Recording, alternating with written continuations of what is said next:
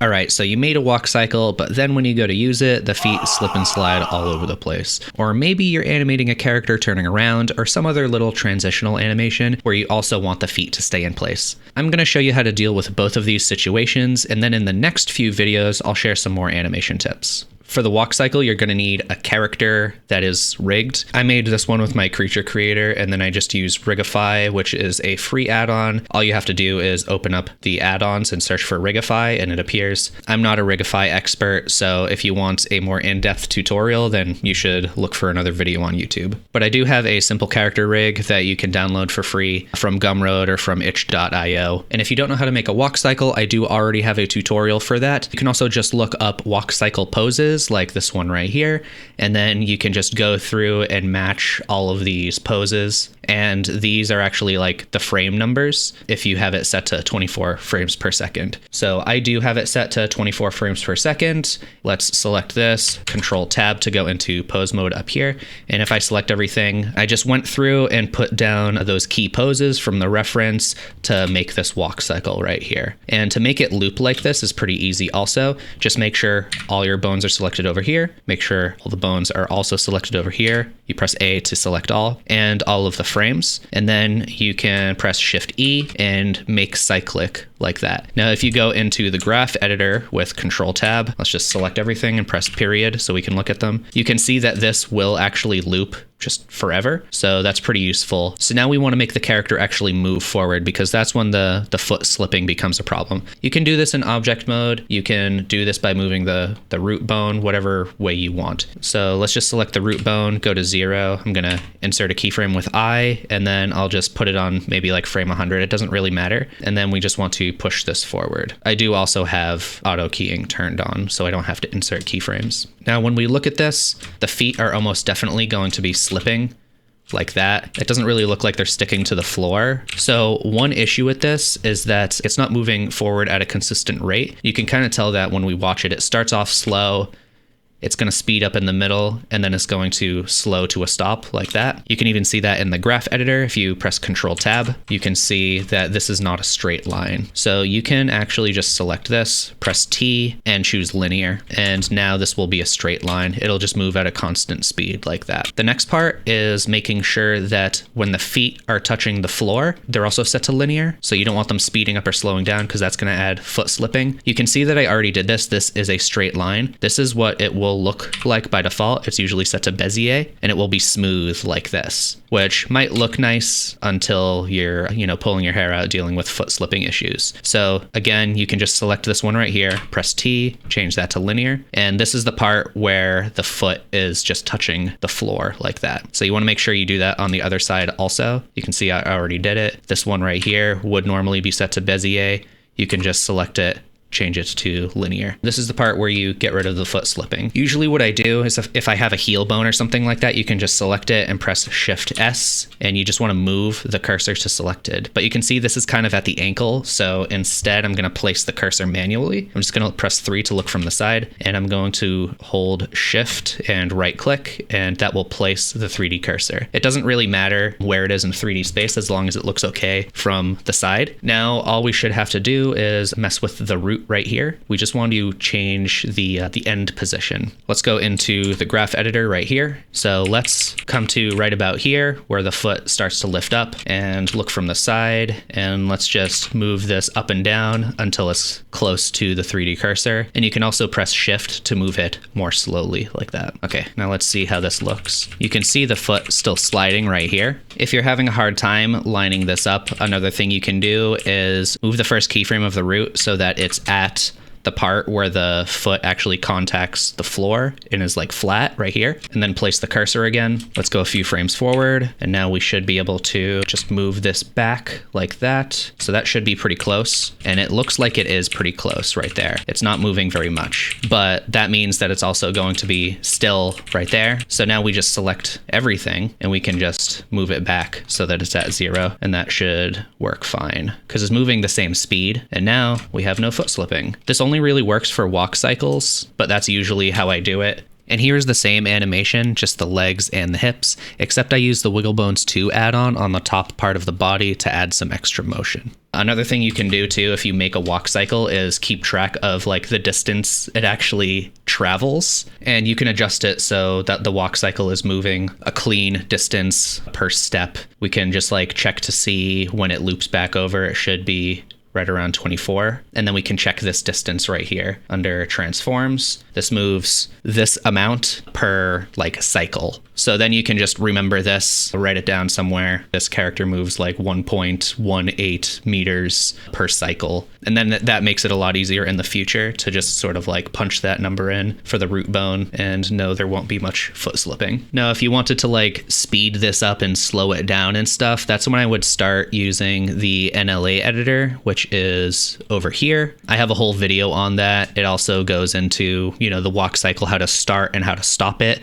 by creating separate actions. You can see when I press this button, it turns into an action. And then when you press N to open up the side panel, here you have options to change the speed. So there's the playback scale, the speed of everything. So you can make it walk much slower. You still don't have any foot slipping because it's, you know, the root moving in here. Or you can make the character walk like much faster. But yeah, if you want to learn more about this, check out the NLA video where I go into much more detail. Now a word from our sponsor. This video is made possible by viewers like you as well as supporters on Patreon. When you support Joey Carlino on Patreon, you'll gain access to useful exclusive content like project files from all of his videos, behind the scenes content like his planning process, a look at his sketchbook, and old Flash animations that he made in high school. Wow, what a deal! And if that isn't enough, you can also watch main and second channel videos up to a week early. Joey Carlino. He needs money for bills. And now back to our scheduled programming. Walk cycles are nice, but more often I have characters turning around or taking a few steps, and here's how I handle those. Select the root, maybe about 30 frames or so, something like that. We'll just make the character turn around or negative 180 so that it turns this direction. Make sure that seems like a good speed. I think that's fine. Make it pause for a bit, and then we'll just take a step or two forward like that. And for this, we don't really have to worry about whether it's linear or not because of this other tool that I'll be using. There is one built in. If you go under animation, it's called global transform right here. Global transform. You can turn that on, go to edit, preferences, add-ons, and look for copy global transform. I actually don't use this one, but I will use it for the video. The one that I like to use is called copy world space. And it's actually very similar, but it seems just like less buggy to me. I'm not affiliated at all. It costs €4. It's definitely worth it if you ask me, if you end up using this sort of thing a lot, or if you're just getting weird results from using the copy global transform one. Basically what it's going to do is copy the position, not just the position, but also the rotation and scale. It's going to copy that in the world space. And so that means if I copy this right here and then move this like that, then I can paste this and it will move back to where it was before, okay? For this, it probably makes sense to turn on auto keying. Just make sure you turn it off when you're done. And that basically just means whenever you move a bone, it will place a keyframe automatically, okay? So this is really useful for dealing with foot slipping. We can make it so that this foot stays in place. We just copy it. And when it's turning around right here, we can just paste it and it will paste back into place right there. Now, in between, you're going to notice foot slipping. So usually what I'll do is just turn on auto keying down here and then move forward a frame and then paste it until it seems like it's going too far or something. Like I think at this point, it's probably going too far. So maybe right about here, we leave it and then we can switch to the other foot. So right here is where it stops. This is where the other foot is going to stop until this one sort of catches up. So we can copy this and paste it.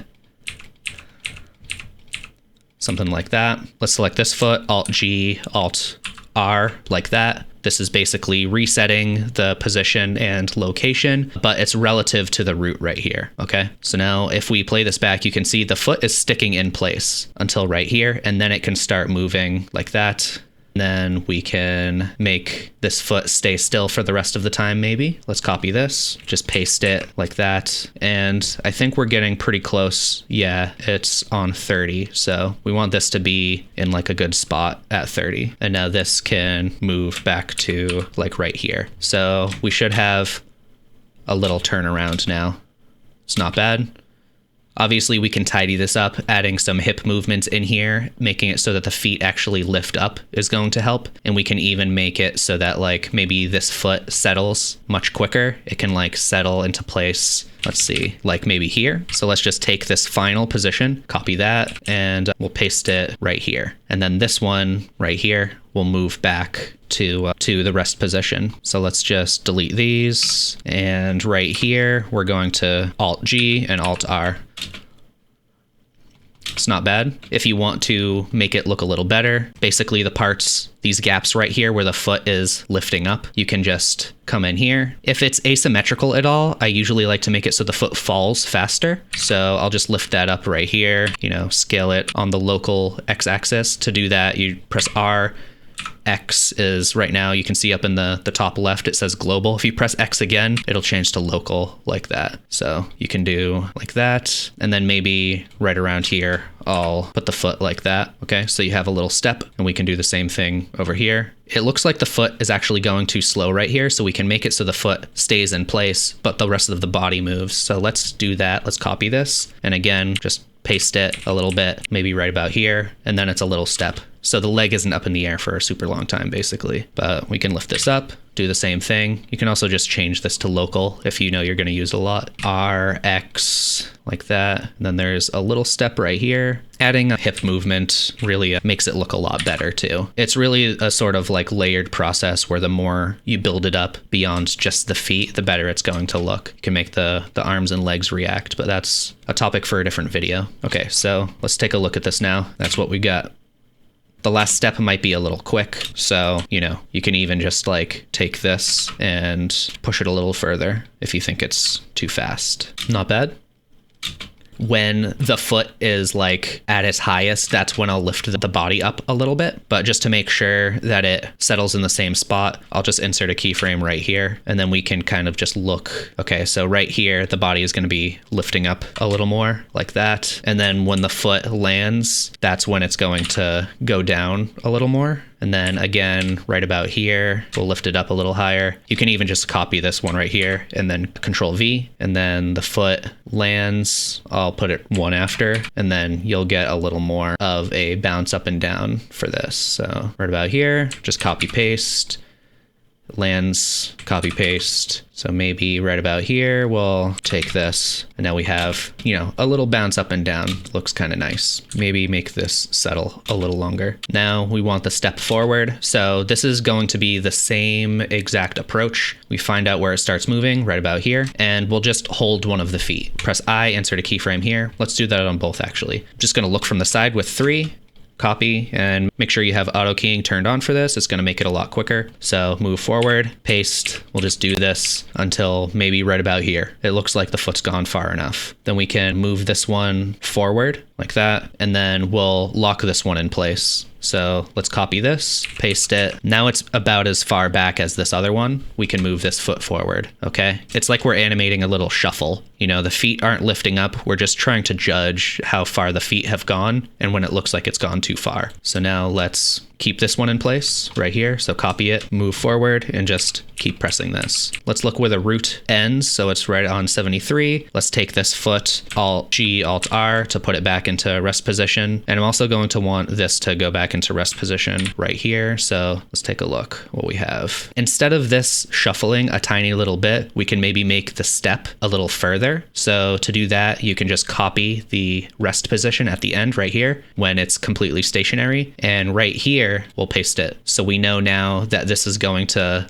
give us the distance that we need. And then we'll just paste this until the end. Some of the steps look like they might drag behind a little or like go too far. Like right here, we're going to want the foot to be like that a little more. And then, it's going to fall really fast. So a thing we can do instead maybe is maybe give it 2 frames or so like that, and maybe lift it up a little so it sort of, steps into place like that. This is pretty crude, but that's the idea that I usually use. And then with this foot going behind, if you download my rig, this will be available, this feature, but this one has a little spot that you can, make the foot bend like this. So we can figure out basically where we want it to start bending. We can do it right about here, insert a keyframe. I want it to bend up until there. And then like that, I'll make it stop after like 2 frames. And then we want to lift the foot up, just like, you know, during the turn. So we got this right there.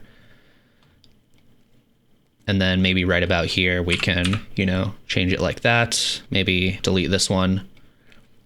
It is going a little far. I think what would be better maybe is if this foot dragged behind for even longer. So that is another thing you can do. I can just copy this, paste it maybe 2 frames, and then we make it so that it takes 2 frames longer for it to reach its destination, like maybe right about here or so. But then you'll have to, you know, adjust it so that this drags behind a little longer to give it time to settle. So just like with the turnaround, I'm gonna just make the foot lift up a little more like this in between so we get some proper steps. But the bulk of the work is done in like the sort of like shuffling part. Rotate the foot right before it places, lift this up a little. Can always place another one in the middle if you think it like is looking strange or something, so that it lifts up a little higher. Like I said before, you just add some, you know, bouncing up and down, then animate like the arms and stuff after, and it will look fine. So yeah, I just animated the legs and the hips and then put wiggle bones on it, and I think it looks pretty good. If you do want to retime this, it's not going to be completely clean. I can just like select all of the keyframes right here and like scale them down a little bit. And you can see that there is not much foot slipping. You might notice a little more because of like, you know, the like strange overlapping in some of the frames, but it's still pretty close, especially like when it moves that fast. Like nobody's going to really notice unless they're like going frame by frame and peeking. But yeah, so I hope this is helpful to some of you out there. And that's it. Check out my Patreon for project files and behind the scenes videos, and have a good one.